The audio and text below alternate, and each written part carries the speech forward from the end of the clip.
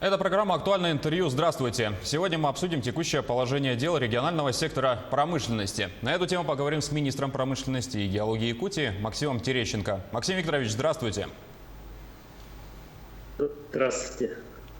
Расскажите о ситуации в промышленном секторе в целом. На каких отраслях в большей мере отразилась ситуация с пандемией и ограничительными мерами, а какие отрасли пострадали меньше всего?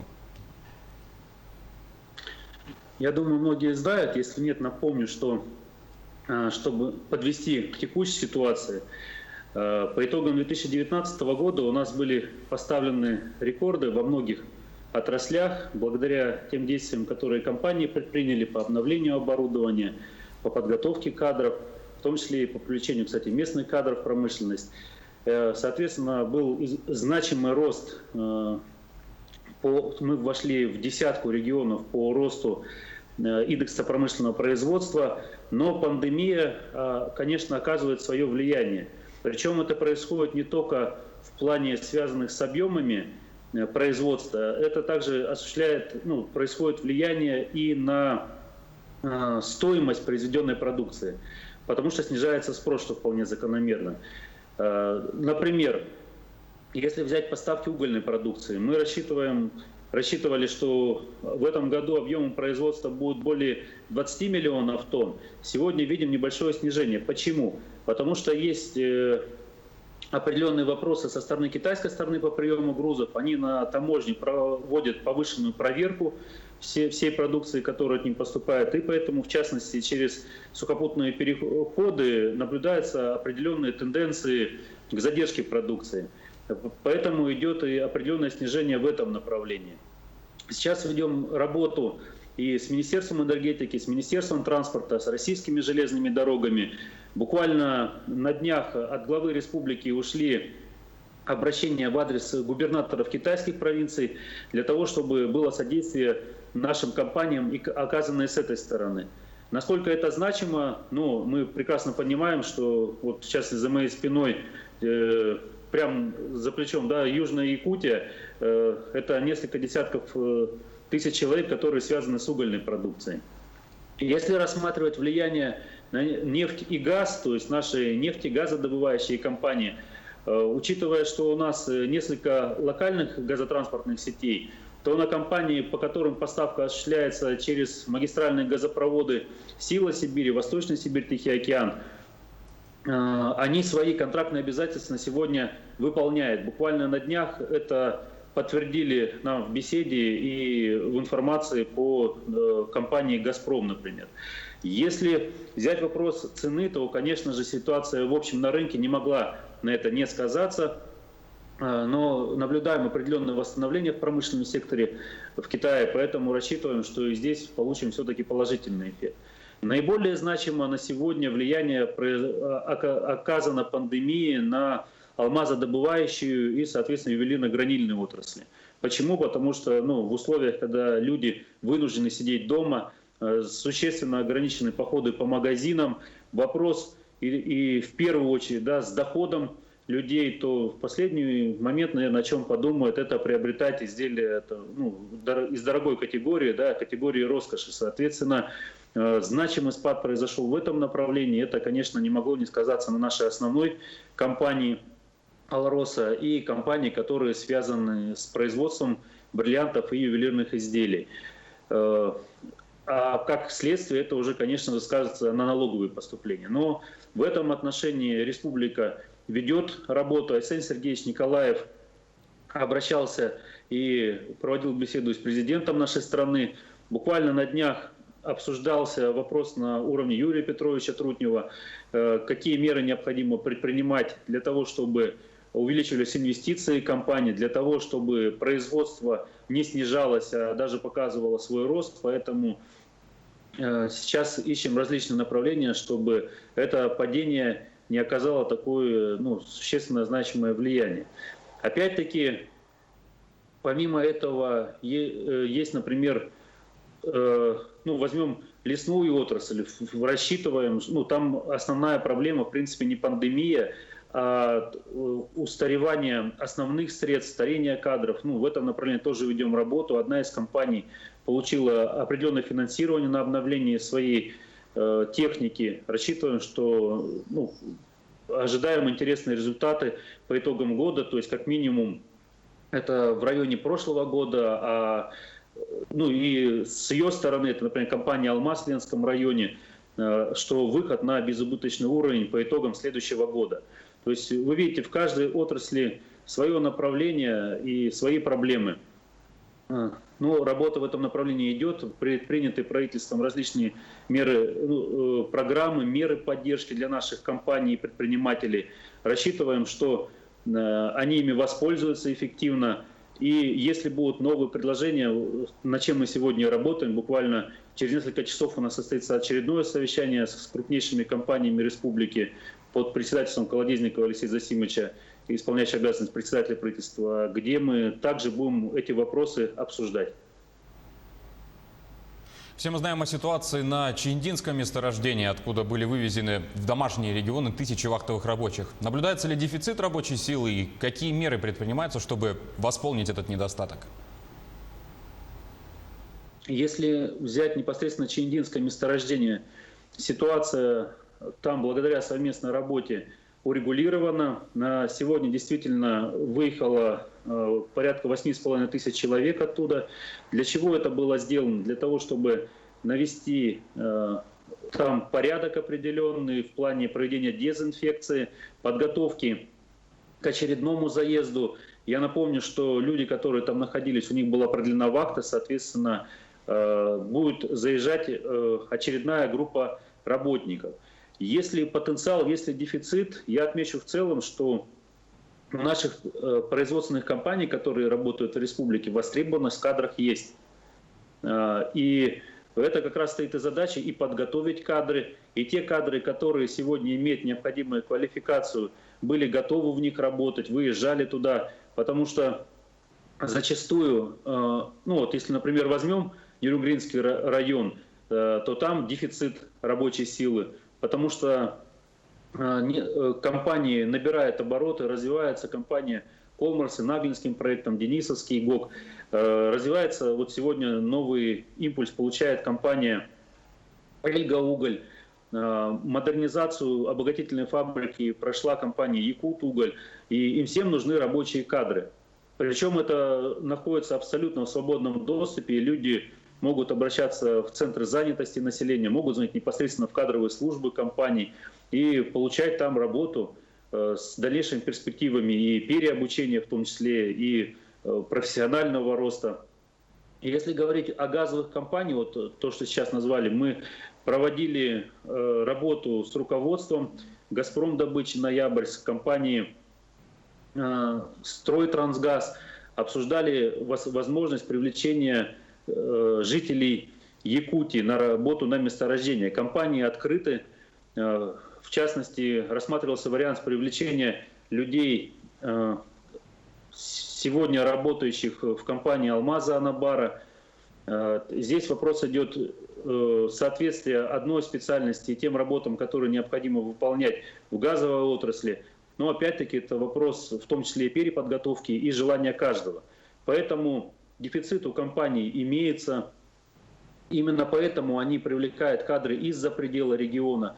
Но опять-таки они не закрыты для того, чтобы принимать наших жителей республики.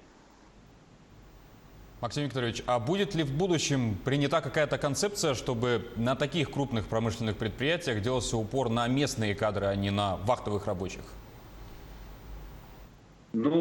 Здесь я бы сразу отметил, что такая работа руководством республики ведется. В частности, с 2017 года действует программа «Местные кадры в промышленность».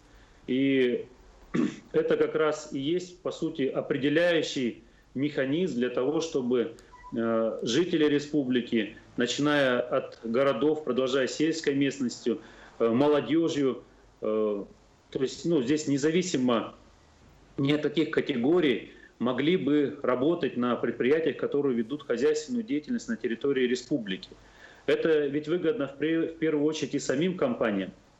Потому что одно дело вести людей из-за пределов республики, другое дело, что вот человек живет здесь, ему стоимость проезда гораздо меньше, чем из других регионов.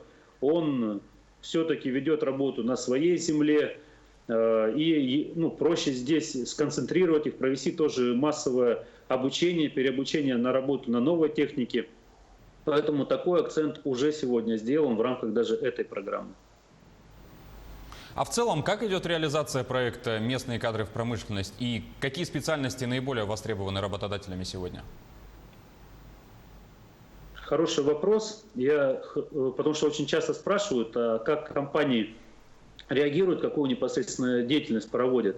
Вот в качестве примера, хорошо, когда говорится в динамике, да, например, возьмем 2017 год, когда программа получила старт. Сколько компаний участвовало? Это было порядка 5 компаний, трудоустроено было где-то порядка 2900 человек. Возьмем 2018 год, уже к этой программе присоединились 20 компаний. Еще дополнительно, да, и, соответственно, количество трудоустроенных уже превысило 5700 человек.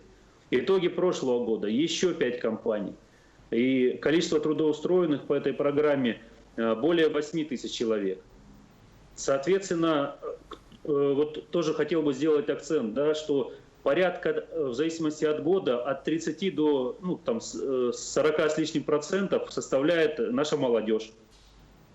Достаточное количество привлекается сельской местности. Вахтовым методом при этом привлечено где-то порядка 2500 человек.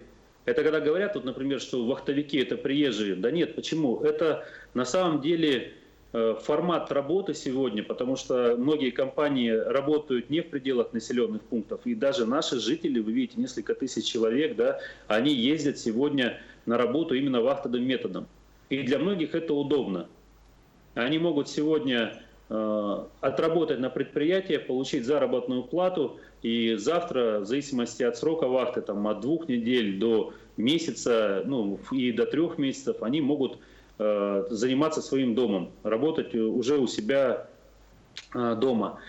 Если рассматривать на сегодня задачи, которые у нас стоят на этот год, есть, несомненно, будут определенные проблемы, потому что в условиях пандемии, когда компании продлили вахты, ограничили прием персонала для того, чтобы не допустить распространения вируса на производстве, то, конечно, возможно, будет определенное замедление по итогам второго квартала. Но как только ситуация выровняется, компании нужны кадрам. Компаниям кадры нужны. Соответственно, будет усилена эта работа по привлечению, в том числе по работе со студентами, по привлечению студентов на практику. Я надеюсь, что многие учебные заведения также пойдут навстречу производству и сдвинут свои определенным образом учебные процессы, чтобы студенты все-таки смогли оказаться на практике именно на производстве. Ведь это очень важный момент, в том числе и для будущей реализации программы «Местные кадры в промышленность», чтобы сегодняшние студенты могли получить необходимый производственный опыт. А это возможно только направление на практику, работу непосредственно на производство. После каждого курса надо ехать и работать. Особенно это касается целевых студентов, которые учатся по целевому обучению. Они должны показаться непосредственно у своего будущего работодателя. Те студенты, которые еще не определились с будущим работодателем, уже, по крайней мере, понимают отрасль, в которой они будут работать. Поэтому я настоятельно рекомендую, надеюсь, что сегодня много из студентов смотрят эту передачу, что они на это обратят внимание, соответственно, обратятся к своим руководителям, к декану, к заведующему кафедры и попросят определить их на практику именно на производство. Потому что это гарантия будущего места работы. Президент Владимир Путин в одном из обращений заявил, что, несмотря на пандемию, реализация национальных проектов не должна пострадать. Как обстоит ситуация с нацпроектом «Промышленный экспорт» у нас в республике? Это как раз тот момент, который требует повышенного внимания и серьезной работы нескольких и органов власти, и предприятий. Отмечу, что здесь плотная работа ведется с Министерством промышленности и торговли Российской Федерации. У нас основная статья по промышленному несырьевому экспорту. Я на это, кстати, сделаю акцент, что здесь промышленный экспорт подразумевает не экспорт нефти, газа, а именно несырьевых товаров. То есть в данном случае у нас ключевой статьей является экспорт бриллиантов. И я как раз об этом сказал, что и прошлый год, который уже повлиял на работу рынков, на которых реализуется алмазно-бриллиантовая продукция, и в этом году уже распространение на территории нашей страны, конечно, оказывает свое влияние. Но наша задача провести сейчас упреждающую подготовку по выходу из кризиса. Нужно уже сегодня вести работу и готовить будущие площадки для, в том числе и реализации продукции. В частности, по итогам рассмотрения финансово-хозяйственной деятельности предприятий на уровне главы республики прорабатывался вопрос совместно с Алроса рассмотреть предоставление их выставочных площадей для наших малых предприятий, для реализации ювелирно-гранильной продукции. Как раз это и по сути сегодня, как восстановление уже, например, наблюдается в Китае, это придаст определенный импульс развитию наших компаний. Не могу не отметить, что, например, одно из положительных, можно сказать, пусть и немногих влияний пандемии, то, что очень многие компании уходят в цифру, учатся работать с теми же электронными площадками, через них реализовывать свою продукцию. И я думаю, что как раз вот этот опыт придаст сегодня новый импульс для наших ювелирных и гранильных компаний научиться пользоваться этими возможностями, общепризнанными компаниями, торговыми площадками. Помимо этого есть лесная отрасль. Пусть сегодня вклад ее не такой значительный, но мы тоже ищем возможности для их развития. Буквально несколько недель назад провели совещание с Санкт-Петербургской товарно-сырьевой биржей о возможности выхода наших лесных компаний на эту торговую площадку. Провели общение с брокерной компанией. Чем интересна эта площадка? Что сегодня при выходе наших лесных компаний им не нужно будет искать потребителя своей продукции. Они выставляют лотом, и за ту цену, как правило, показывает существенный рост, у них будут уже заранее определяться покупатели. Вот самое главное, что в декабре прошлого года на этой площадке состоялась экспортная поставка в сторону Китая. Поэтому я надеюсь, что наши компании учтут этот опыт, и мы начнем через них также реализовывать уже не просто круглый лес, а продукцию его переработки, в том числе и на экспорт. Это вот как одни из направлений, которые мы видим для реализации этого интересного, пусть и сложного проекта. И в завершении беседы мы хотели бы вас поздравить с праздником, Днем России, и, конечно, ваши поздравления нашим телезрителям. Я поздравляю всех с этим значимым праздником.